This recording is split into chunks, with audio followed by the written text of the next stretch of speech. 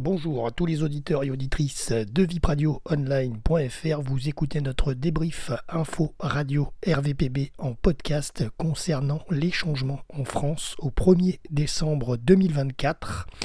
Alors on va parler santé, on va parler énergie, emploi, hôtellerie, éducation nationale, automobile, autoroute et immobilier. Alors on commence tout de suite avec la santé. Le tarif des consultations chez le généraliste augmente. Alors pour rappel, en novembre 2023, le prix de la consultation était passé à 26,50 €.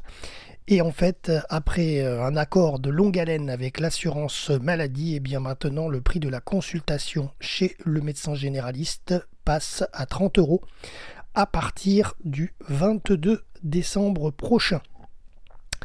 Et d'ailleurs, à noter que les consultations pour les enfants de moins de 6 ans passent à 35 € au 22 décembre contre 31,50 € à aujourd'hui. Et pour les enfants de moins de 2 ans, il faudra compter 39 €, puis 39 € au 22 décembre, puis 40 € en juillet 2025.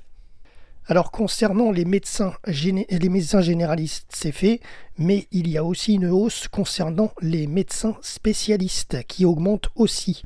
Une hausse qui va se faire en deux temps, le 22 décembre 2024 dans un premier et ensuite en juillet 2025. Le tout est détaillé sur le site servicepublic.fr.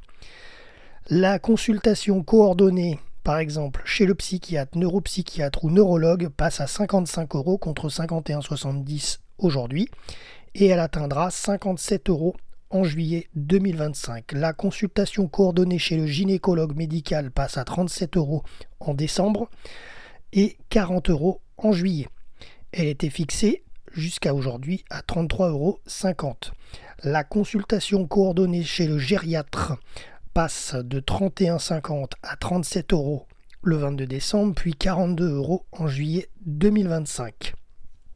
Et chez le dermatologue, la consultation de dépistage de mélanome fixée à 47,50 €, elle passe au 22 décembre à 54 €, puis 60 € en juillet 2025. Voilà, le tout résumé sur servicepublic.fr. pour les docteurs, les médecins qui sont agréés de niveau 1, bien sûr, notamment pour les généralistes, et les spécialistes aussi en fonction des barèmes qu'ils utilisent. Ensuite, on passe sur la santé toujours, mais avec le tramadol et la codéine qui donc sont désormais prescrits sur ordonnance sécurisée à partir d'aujourd'hui, dimanche 1er décembre. Cette ordonnance sécurisée sera nécessaire pour obtenir des médicaments à base de codéine ou de tramadol. Elles doivent désormais comporter plusieurs critères visant à les rendre infalsifiables. La durée maximale de prescription de la codéine sera réduite également à 12 semaines à compter d'aujourd'hui. Au-delà des 12 semaines, le médecin devra represcrire une nouvelle ordonnance. Et le tramadol est le principal traitement de la famille des opioïdes. Ces derniers sont généralement utilisés comme antidouleurs mais présentent un risque élevé de dépendance avec d'importants risques pour la santé. La codéine est aussi un médicament opioïde utilisé pour soulager la toux et la douleur légère ou modérée qui peut aussi créer une dépendance, rappelons-le, lorsqu'elle est utilisée à forte dose et sur une longue durée. Allez, on passe à la solidarité avec la prime de Noël, un coup de pouce de l'État avant les fêtes de fin d'année qui est versé en décembre aux ménages les plus modestes.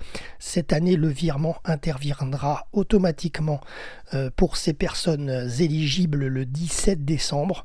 Une seule prime de Noël versée par foyer, elle n'est pas imposable et le montant varie entre 152,45 € et 457,35 € en fonction de la composition du foyer. Énergie, c'est la hausse du prix du gaz. Alors, le Premier ministre Michel Barnier a renoncé dernièrement à l'augmentation des taxes sur l'électricité. Par contre, le gaz, lui, connaît une nouvelle augmentation, la 6e en un an. Selon la CRE, Commission de régulation de l'énergie, le prix de repère va grimper de 2,5% en moyenne.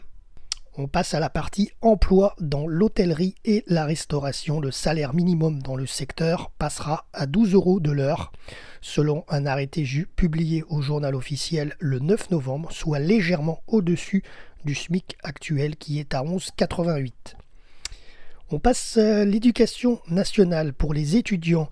La plateforme d'admission aux études supérieures Parcoursup ouvre officiellement à partir de mercredi 18 décembre pour l'année scolaire 2024-2025. À partir de cette date, les élèves de terminale pourront consulter les offres de formation et le début des inscriptions et la formulation des vœux débuteront dès le 15 janvier prochain, dans un mois et demi. Automobile, c'est la fin de l'aide à l'achat des véhicules électriques en Île-de-France. À partir d'aujourd'hui, 1er décembre, la région met fin à son aide à l'achat des véhicules électriques. Elle pouvait monter jusqu'à 9 000 € pour les particuliers de la Grande Couronne en achetant une voiture électrique et jusqu'à 30 000 € pour les entreprises. De son côté, fin novembre, le gouvernement a décidé de baisser drastiquement le bonus écologique destiné à pousser les Français à acheter un véhicule électrique. Le montant maximal de ce bonus écologique à l'achat passe de 7 000 à 4 000 €. Il est même réduit à 3 000 voire 2 000 pour les ménages les plus aisés en fonction de leurs revenus. Toujours dans l'automobile, mais cette fois on parle de l'autoroute. Disparition des barrières de péage sur l'autoroute A13 entre Caen et Paris.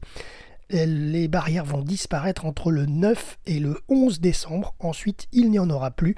Cet axe va passer en flux libre, c'est-à-dire que les automobilistes et les routiers n'ont plus besoin de s'arrêter pour prendre un ticket ou pour régler. Alors si vous avez un badge de télépéage, pas de problème pour vous. Par contre, si vous n'en avez pas, vous allez devoir vous adapter à cette nouvelle règle. Donc d'immenses portiques qui surplombent l'autoroute vont enregistrer la plaque d'immatriculation de chaque véhicule qui passe.